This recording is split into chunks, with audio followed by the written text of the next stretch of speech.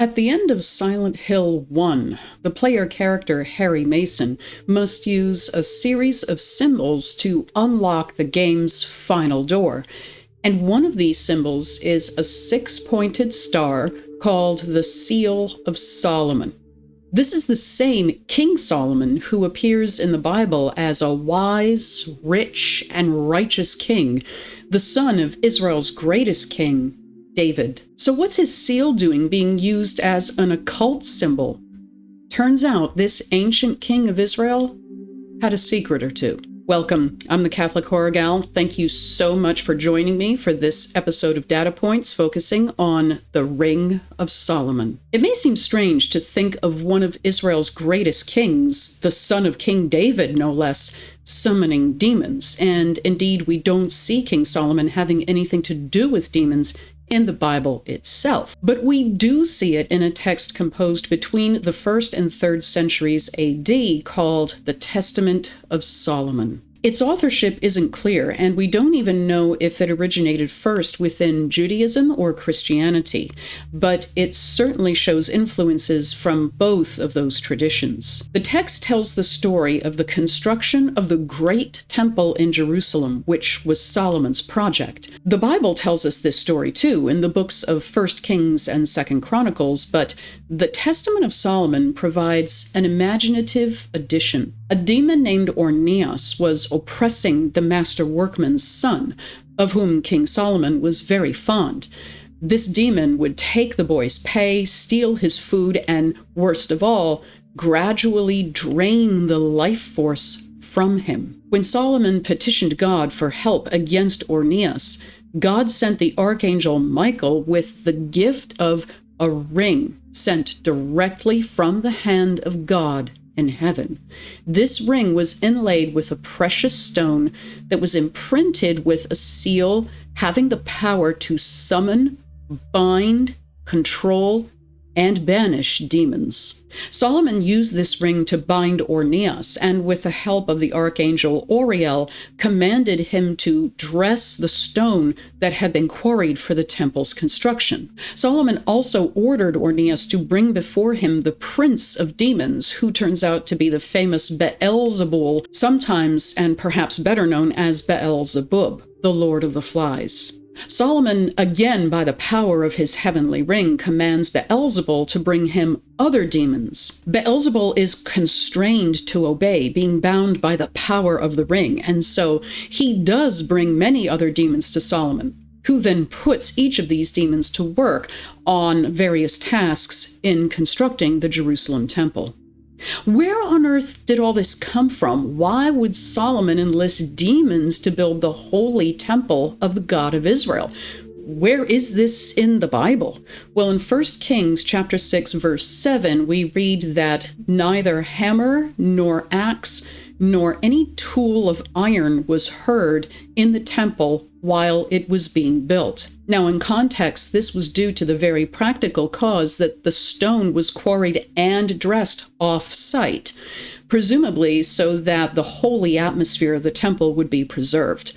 This was, after all, God's house taking shape, and its peace and tranquility should be preserved undisturbed by loud and constant noise. But certainly, the absence of sound on a construction site could give rise to suspicions that there was something beyond the natural occurring here. One of the big baddies that Beelzebub brings to King Solomon is a name that you may be already familiar with, Asmodeus, or as he is called in this text, Ashmedai. Asmodeus appears elsewhere in ancient Jewish tradition as well, being the, if you will, starring demon of the book of Tobit, a 2nd century BC Jewish text that is canonical sacred scripture for Catholics and Eastern Orthodox, but not for Protestants. In that story, Asmodeus is oppressing a righteous young woman named Sarah by killing 7 of her husbands before the marriages can be consummated.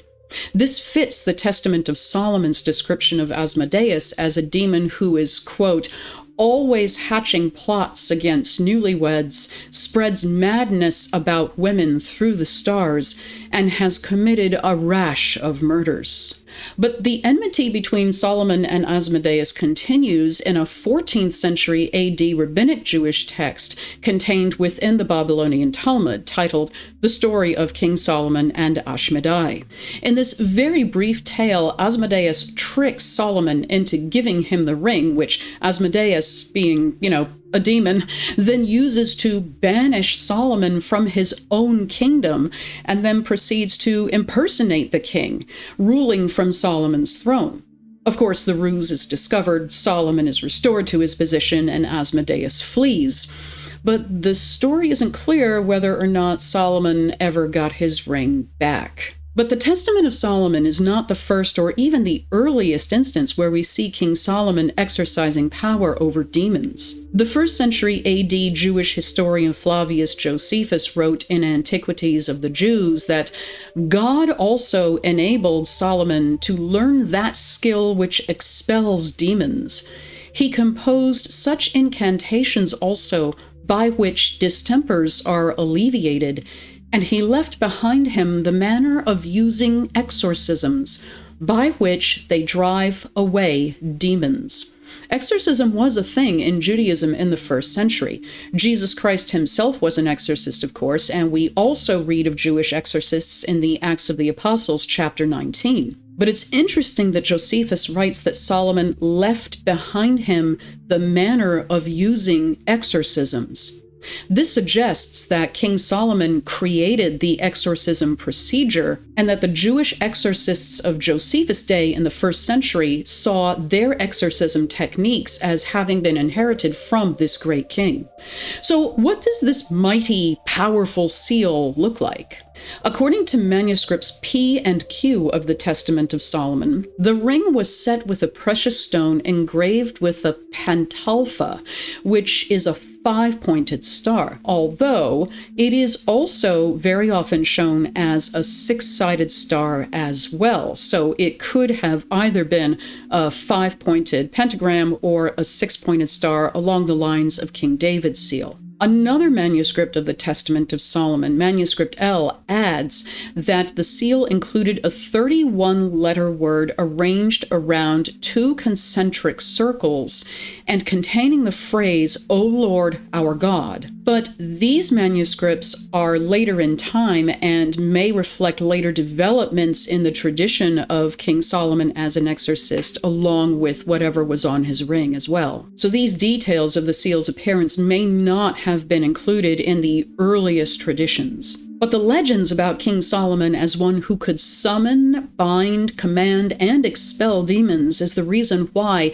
the well-known 17th century magical grimoire called the Ars Goetia, containing the names, seals, characteristics, and summoning rituals for 72 demons, was titled The Lesser Key of Solomon. But an even earlier grimoire dating to the 14th or 15th century, titled The Greater Key of Solomon, purports to have been composed by King Solomon himself for the benefit of his son and heir, King Rehoboam of Judah. It's that text, The Greater Key, that inspired Johann Weyer's Pseudo-Monarchia Daemonum, which, in its turn, then inspired The Lesser Key of Solomon. So now you know why Harry Mason needs to use, among other things, the Seal of Solomon in order to unlock the final door in Silent Hill 1. It is an ancient gift from heaven that gives its bearer the power to command demons. So that does it for this episode of Data Points. I hope you enjoyed it, and I hope to see you for the next one. Thank you so much for giving my little videos some time of your day, and as always, thank you extra much for your support of the channel. Until next time, take good care.